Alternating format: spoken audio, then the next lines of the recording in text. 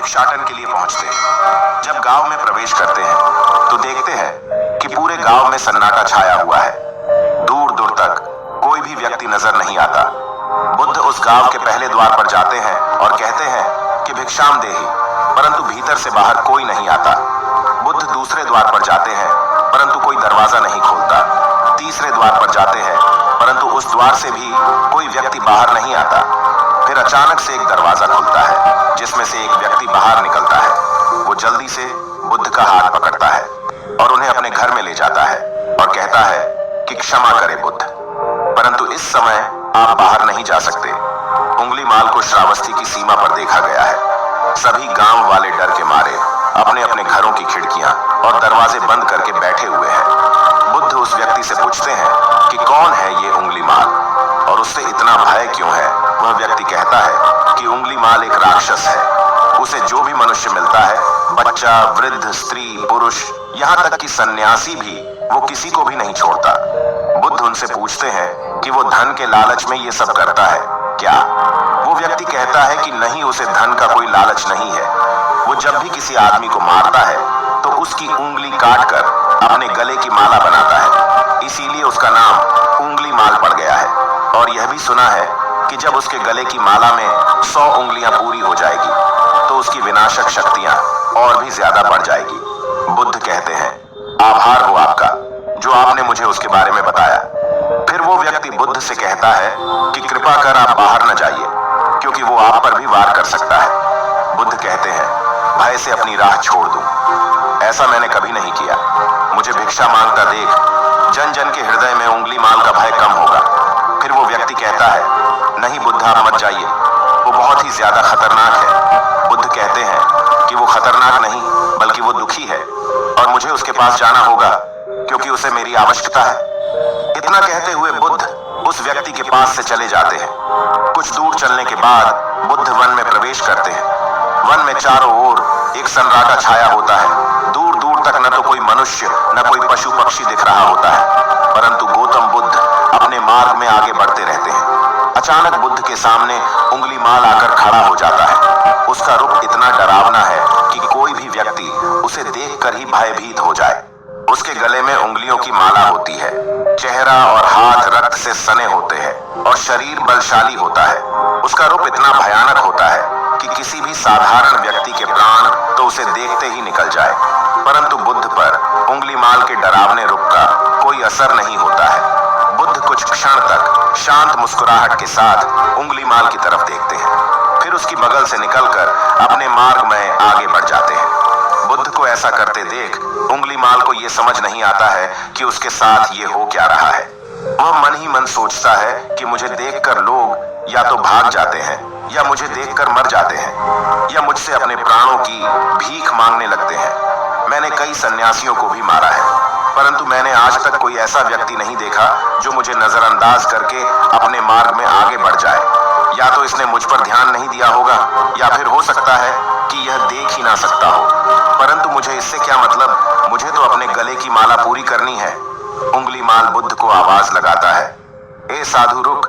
फिर भी गौतम बुद्ध उंगलीमाल को नजरअंदाज करते हैं और अपने मार्ग में आगे बढ़ते रहते हैं।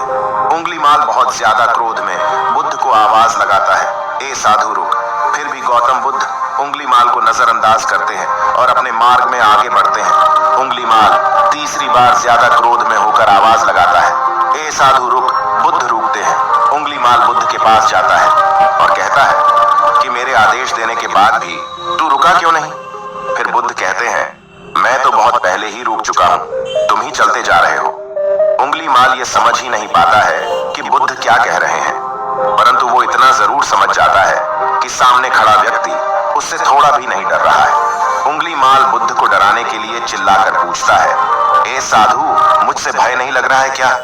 मैं आदि मानव हूँ। बुद्ध कहते हैं कि नहीं, तुम मानव हो। बुद्ध की यह बात उंगलीमाल के हृदय पर लगती है। पहली बार उसे किसी ने मानव कहा था, परंतु वो इस बात को नजरअंदाज करने का प्रयास करता है और बुद्ध से पूछता है कि ए साधु, तूने ये क्यों कहा कि तू कब का रुक चुका है, जबकि तू तो चल रहा था, और तूने ये क्यों कहा कि मैं नहीं रुका? बुद्ध कहते हैं कि मैं बहुत पहले ही रुक चुका हूँ, यानी मैंने ऐसे सारे बुरे कृत्य करना पहले ही छोड़ दिया है जिससे कि व्यक्ति को कष्ट पहुंचा सकते हैं। सब जीना चाहते हैं, बस तुम उन्हें करुणा से देखने का प्रयास करो।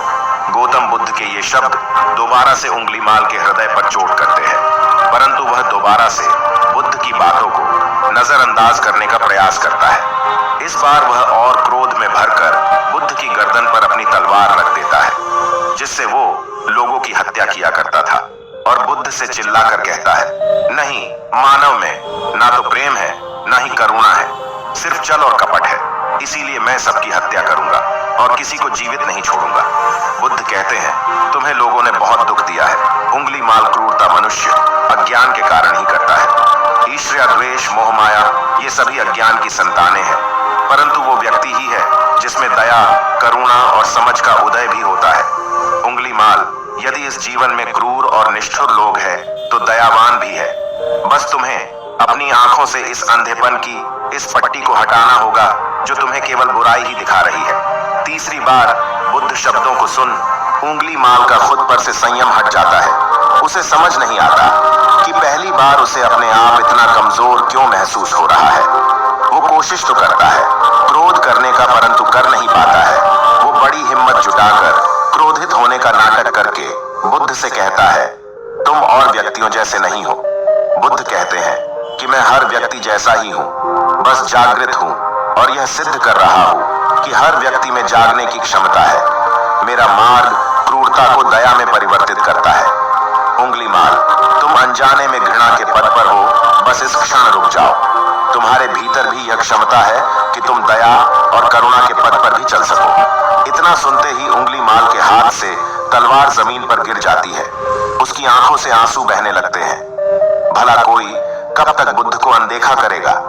उंगलीमाल रोते हुए बुद्ध से पूछता है कि क्या आप वही हैं जिन्हें लोग बुद्ध कहते हैं, जो लोगों को मुक्ति के मार्ग पर चलना सिखाते हैं? हाँ, मैं वही हूँ। मैं तुम्हें मुक्ति के मार्ग पर ले जाना चाहता हूँ। फिर उंगलीमाल कहता है, परंतु मैं अब बहुत दूर निकल गया हूँ। मैंने बहुत हत्याएं करी है, बहुत पाप करे हैं। मैं अब चाहकर भी वापस नहीं लौट सकता और मेरा वापस लौटना अब असंभव है। बुद्ध कहते हैं कि असंभव कुछ नहीं है, जब जागो तब सवेरा होता है। उंगलीमाल कहता है, मैं अब पुनः जीवन की ओर नहीं मोड़ सकता, बहुत देर हो चुकी है। बुद्ध कहते हैं, तुम में इतनी चेतना है कि तुम जानते हो कि जो तुमने अब तक किया है वह बुरा था। इसका अर्थ यह है कि तुम जानते हो कि क्या अच्छा है और क्या बुरा है। उंगलीमाल, जिस दिन से तुमने अच्छा कार्य करना शुरू कर दिया, उस दिन से तुम्हारा एक नया जीवन शुरू हो जाएगा। फिर उंगलीमाल कहता है, मैं कितने भी अच्छे काम कर लूं, परंतु लोग मुझे उसी दृष्टि से देखेंगे और मुझे चैन से जीने नहीं देंगे। बुद्ध कहते हैं कि उंगलीमाल, यदि तुमने हिंसा का मार्ग छोड़ा तो मैं तुम्हें मार्ग दिखाऊंगा और तुम्हारा संरक्षण करूंगा और तुम्हें लोगों की घृणा से बचाऊंगा। बस पहला कदम तुम्हें ही उठाना होगा। उंगलीमाल पूछता है, क्या ये हो सकता है? बुद्ध कहते हैं, अवश्य हो सकता है। उंगलीमाल रोते हुए बुद्ध के चरणों में गिर पड़ता है और कहता है कि मैं आपको वचन देता हूं कि मैं सारे बुरे कृत्य करना छोड़कर और आपके पीछे करुणा के पथ पर चलना सीखूंगा। कृपा कर आप मुझे अपना शिष्य बना लीजिए। बुद्ध कहते हैं कि मैं किसी को अपना शिष्य नहीं बनाता, बल्कि व्यक्ति स्वयं मेरे संग से जुड़ जाता है।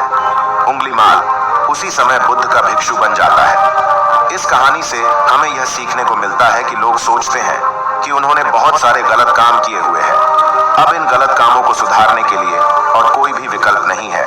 इस पर गौतम बुद्ध कहते हैं कि चाहे अपने अब तक कितने भी बुरे काम क्यों न किए हुए हैं, लेकिन अगर आप एक विचार को अपने मन में लाते हैं कि अब मुझे कुछ सही करना है, तो वही विचार आपके रूपांतरण का कारण बन सकता है। पर सबसे जरूरी बात यह है कि आप पहला कदम उठाने के लिए तैयार है या नहीं। दोस्तों, यह कहानी आपको कैसी लगी?